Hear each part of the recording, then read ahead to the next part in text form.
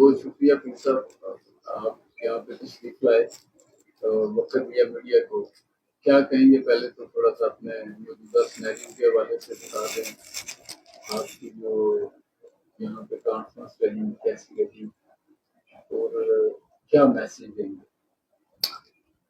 ہمارا سب سے پہلے میسج تو یہ ہے کہ کی محمد سے وفات ہونے تو ہم تیرے ہیں، یہ جہاں چیز ہے کیا لہو قلم تیرے ہیں، تاجدار ختم نبوت زندہ باد زندہ باد. اور آج کی جو محفل ہوئی ہے انتہائی خوبصورت اور انتہائی پروقار محفل ہوئی ہے. اس میں یہاں کے جتنے بھی سماجی، سیاسی، مذہبی اور تاجر برادری سے لے کر میڈیا یا انتظامیہ جتنے بھی لوگ تھے انہوں نے بڑا خوبصورت قسم کا تعاون کیا ہے. اور دوسرا اس کے بعد سب سے پیارا جو میسج کیا ہے کہ آپ کو معلوم ہے کہ جو ہمارا اصل مشن ہے وہ جو ختم نبوت کے منکر ہیں ان کو خلاف جو ہے ایک ہمارا جہاد ہے.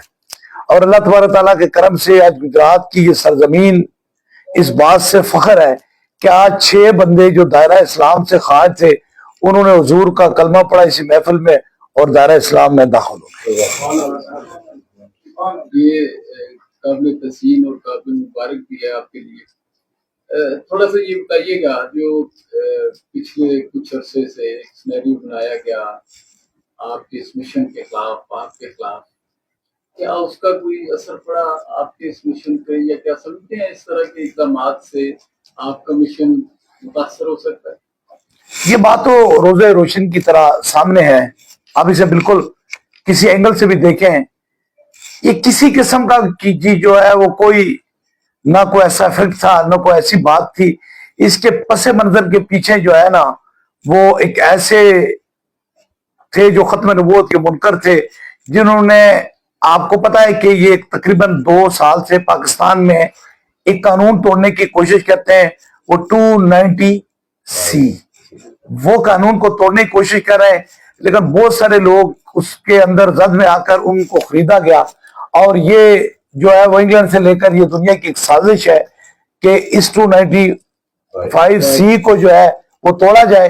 اور اس کے بعد میرے پاس یہ آئے ہیں، انہوں نے یقیناً میرے سامنے 200 کروڑ روپیہ رکھا اور کہا کہ یہ پیسے آپ لے لیں اور ختم نبوت سے 2 قدم پیچھے ہٹ جائیں. لیکن حضور کی عزت ہے، 200 کروڑ میں نے حضور کے نالے پاک پر مار کے پھینک دیا لیکن میں پیچھے نہیں ہٹا. اس لیے انہوں نے نیشنل لیول کا ایک پروپیگنڈا بنایا. اس کے پیچھے ایک آگے کوئی یہ کوئی قذاب کا بچہ، کوئی اس کی طاقت کوئی جرت نہیں تھی، لیکن اس کو ایک پورے طریقے سے ایک نٹر کو خریدا گیا. لیکن اللہ تبارک تعالیٰ کے کرم سے وقت کے گزرنے کے ساتھ ساتھ اب لوگوں کو، حضور کے غلاموں کو، مسلمانوں کو اس چیز کی سمجھ آ گئی کہ جو ہماری بیک کے پیچھے موجود تھے جنہوں نے پروپیگنڈا کیا تھا وہ دراصل قادیانی تھے، ختم نبوت کے منکر تھے، اور انہوں نے ایک لانچ، ایک پروپیگنڈا تھا. لیکن اللہ تبارک تعالیٰ کے کرم سے نہ تو میں ان کے سامنے بکا ہوں اور نہ ہی جھکا ہوں. کل بھی میرا نعرہ ختم نبوت زندہ باد تھا، آج بھی زندہ باد ہے اور آخری سانس تک بھی زندہ باد ہے.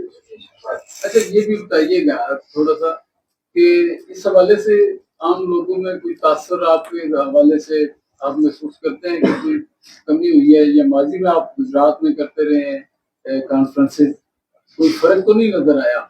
ایک چیز کا فرق نظر آیا ہے.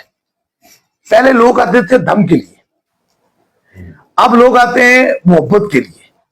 محبت وہ چیز ہے نا جو مٹ نہیں سکتی، تو بندہ ٹھیک ہو کے چلا جاتا ہے. لیکن اب جتنے لوگ آتے ہیں نا وہ دم کے ساتھ ساتھ ان کے دل کے اندر محبت ہوگی، کیونکہ محبت کو ان کو اصل پتہ چل گیا ہے کہ یہ وہ لوگ ہیں جو حضور سے محبت کرتے ہیں. لیکن آپ دیکھیں مسلمان ہیں، عام خدا کے بعد اگر کسی سے محبت کرتے ہیں تو تاجدار کائنات سے محبت کرتے ہیں.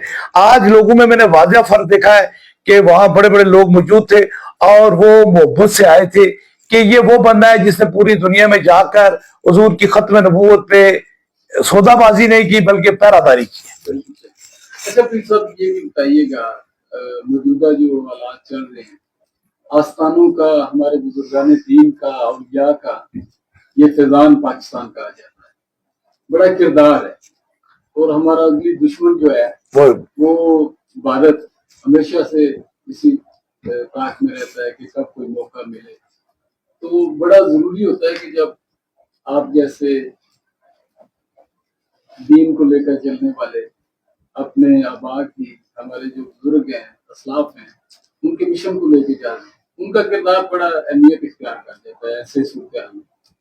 کیا میسج دیں گے اس وقت اپنے- دیکھیں جو موجودہ صورتحال ہے، جس طریقے سے جا رہا ہے نا، مودی ایک بڑے شیطان کا نام ہے، اور یہ جنگ وہ خام خواہ پاکستان پہ مسلط کرنے کی کوشش کر رہا ہے، کیونکہ اپنے کردار کو، اپنی چیزوں کو، مسلمانوں پہ جو ظلم و زیادتی کی ہیں ان کو چھپانے کی خاطر یہ کر رہا ہے، لیکن یقیناً اس کو اس بات کی پتہ نہیں ہے، خبر نہیں ہے کہ ایک مسلمان کتنے بڑے کافروں پر بھاری ہوتا ہے۔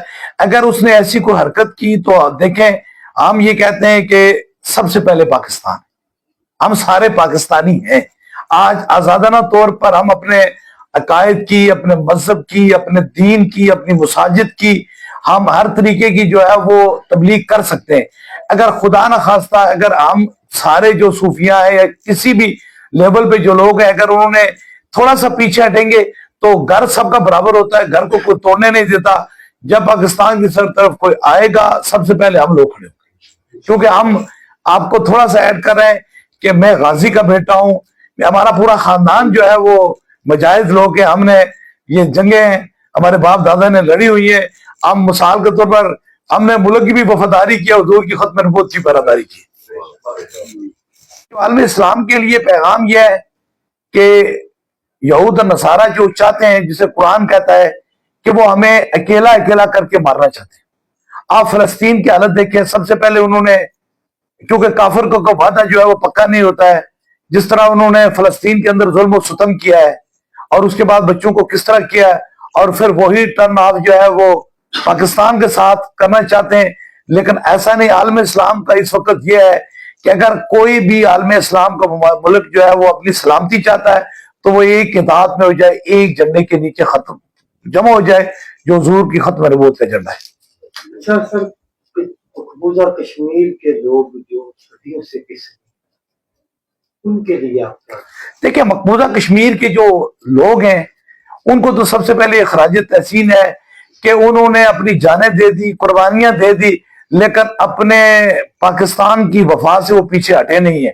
ان کے لیے سب سے بڑا یہ پیغام ہے کہ انشاءاللہ تعالی، اللہ کہتا ہے کہ کسی کی قربانی کو وہ رائے گاہ نہیں جانے دیتا، جتنی انہوں نے قربانیاں دی ہیں، ایک دن کشمیر آزاد ہو گیا اور پاکستان کا حصہ بنے گا۔